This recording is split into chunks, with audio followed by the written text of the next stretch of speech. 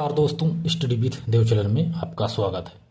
दोस्तों, पिछले वीडियो में हमने तुगलक वंश शुरू किए हैं, जिसमें फिरोज शाह तुगलक तक हमने देख लिया था।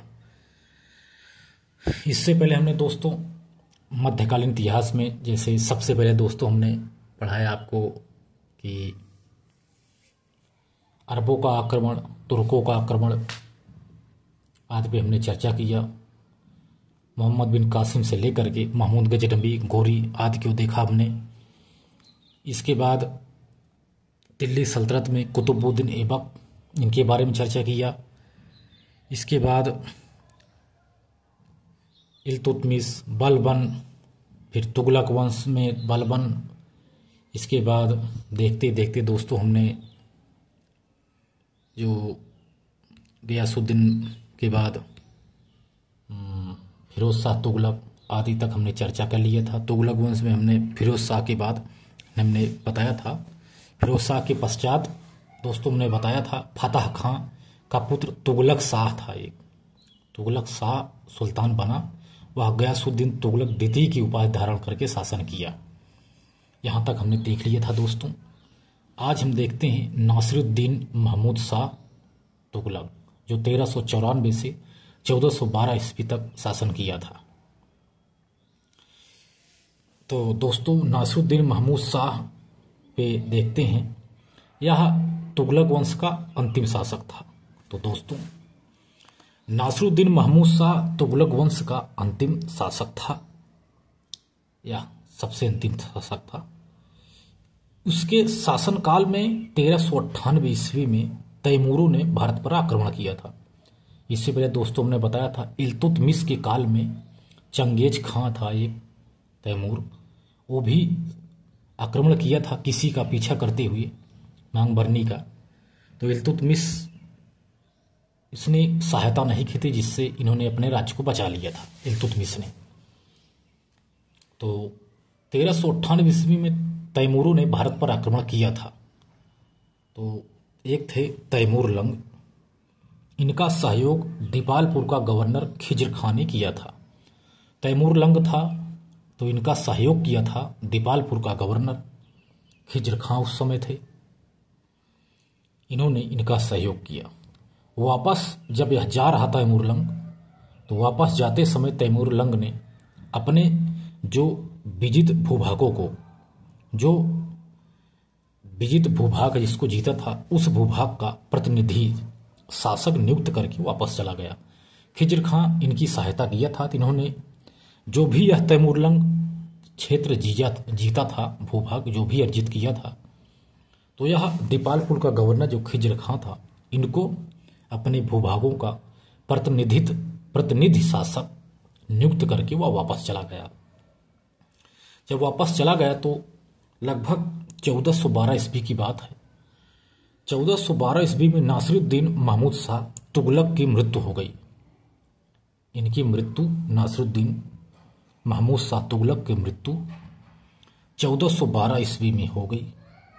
इनकी मृत्यु के बाद उसके बाद दौलत खां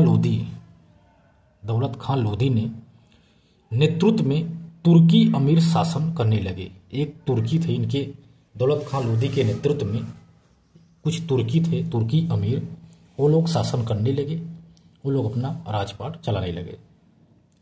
इसके बाद 1414 ईस्वी में खिज्र खां ने दौलत खां लोधी को, खिज्र खां जो था, जिसको दीपालपुर का गवर्नर था, जिसको प्रतिनिधि शासक नियुक्त किया था नासिरुद्दीन तैमूर लंग ने, तो उस खिज्र खां ने दौलत खां लोधी को गद्दी से हटाकर दिल्ली पर अधिकार कर लिया।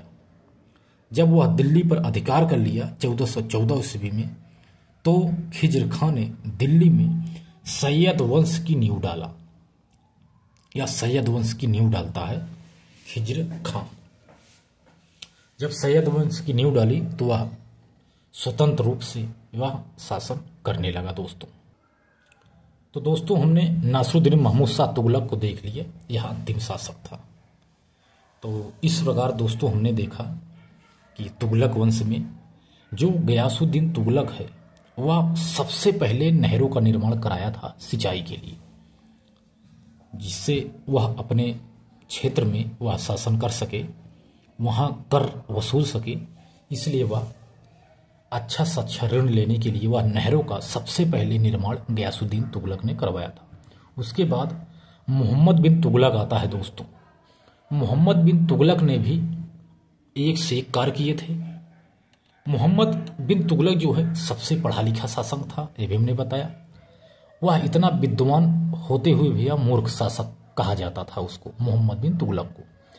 वह काफ़ी अभियान किया था, जितने भी वह योजनाएं बनाया था मोहम्मद बिन तुगलक ने, उनकी सारी योजनाएं विफल हो गई। इसीलिए कहते हैं, जैसे काफ़ी खुरासान अभियान, गुजरात विजय, सांकेतिक मुद्रा आदि कुछ विभाग बनाया था, सभी जो इनकी योजनाएं थी वह सब विफल हो गई। इसके बाद फिरोज शाह तुगलक जब आता है दोस्तों, वह 5 बड़ी नहरों का निर्माण करवाया था। तो सबसे ज़्यादा नहरों का निर्माण फिरोज शाह तुगलक ने ही करवाया था। भले ही सबसे पहले नहर का निर्माण गयासुद्दीन तुगलक ने करवाया था, लेकिन फिरोज शाह तुगलक ने सबसे ज़्यादा नहरों का निर्माण करवाया था, यानी नहरों का जाल एक बिछा दिया था फिरोज शाह तुगलक ने।